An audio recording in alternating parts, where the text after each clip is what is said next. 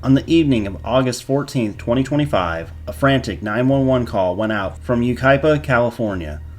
A mother claimed she had been attacked in a store parking lot, and her 7-month-old baby boy had been kidnapped.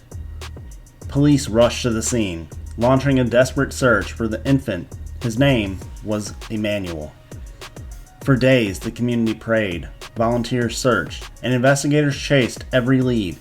But the truth behind the case would be darker than anyone ever imagined.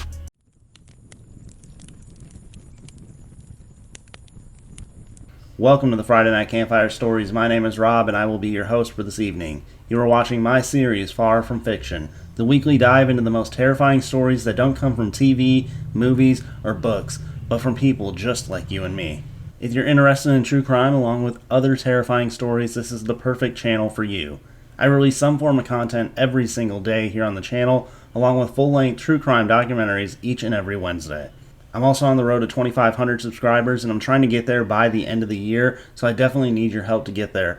So if you could, just take a second of your time and head down and click that subscribe button real quick. It's absolutely free, and everybody that clicks it continues to grow this campfire. One last thing before we get into today's case, my new book, The Hollow Season, is available now on Amazon and includes 6 terrifying stories perfect as the fall nights approach us. Now let's get into a recent case that is truly devastating. This is Far From Fiction. When deputies arrived on the night of August 14, 2025, 41-year-old Rebecca Haro told them she had been assaulted while changing her baby's diaper outside a store. In the chaos, she had said that her 7-month-old baby boy, Emmanuel, was taken. Officers immediately called in scent tracking dogs, search teams scoured the area, flyers went up, and the word of a possible abduction spread quickly through San Bernardino and Riverside counties. The thought of a baby being taken, it's every parent's worst nightmare, and for a while, that's exactly what police thought had happened.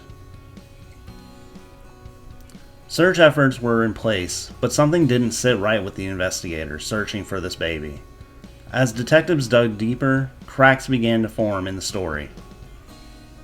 This had to be a sensitive theory that police had, as they didn't want to assume that there was a darker side to this story than what was being presented. But as the holes got bigger in the story, they were left with no choice. Investigators noted inconsistencies in Rebecca's statement.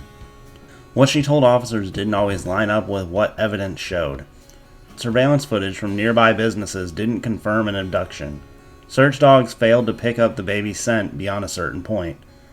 And in follow-up interviews, Rebecca suddenly refused to cooperate further. Detectives obtained a search warrant for the Haro home. They reviewed hours of surveillance video, and with each day that passed, hope of finding Emmanuel safe began to fade. On August 22nd, just 8 days after Emmanuel was first reported missing, investigators announced a stunning turn. The San Bernardino County Sheriff Department said that the kidnapping never happened.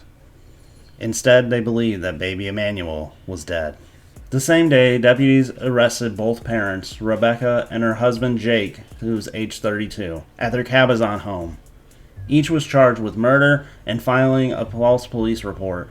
Their bail was set to $1 million each. At a press conference, Riverside County District Attorney Michael Hestron said investigators believed Emmanuel had been severely abused over a period of time, and that both parents would have been aware of the abuse. He added that the child's death was preventable. As horrifying as this was, prosecutors revealed even more troubling details. Jake Haro, Emmanuel's father, had already been convicted of child cruelty in a separate case involving a daughter from another relationship.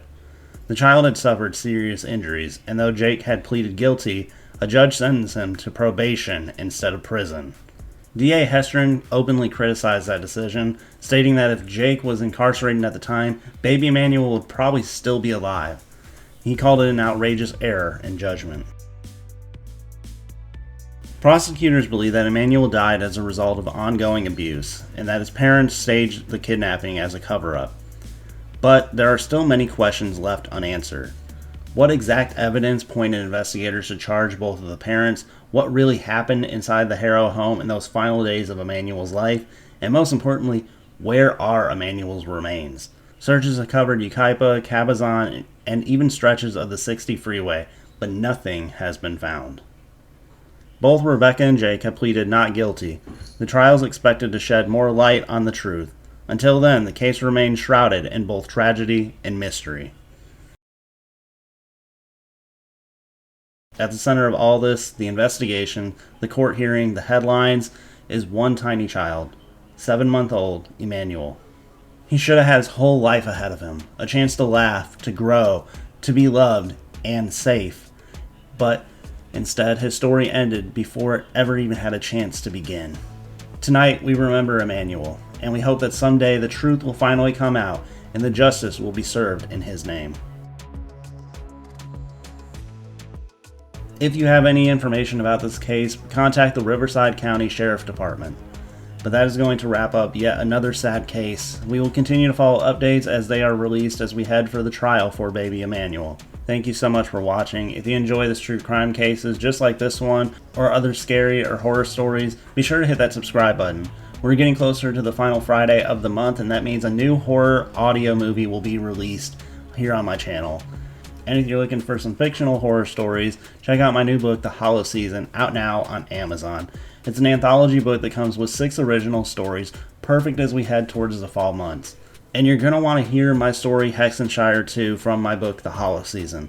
It's a sequel to my Halloween horror story, Hexenshire, that is packed with terror, emotion, and it's a story you will not want to miss.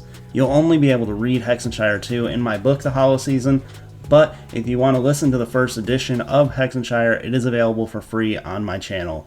That's going to wrap up this video. I hope that you did enjoy. Don't forget to like and subscribe, and share this with somebody you think might enjoy the series. As always, stay safe and stay vigilant, because sometimes the people closest to you don't always have what's best in mind. As always, thank you for spending a little bit of your evening here with me.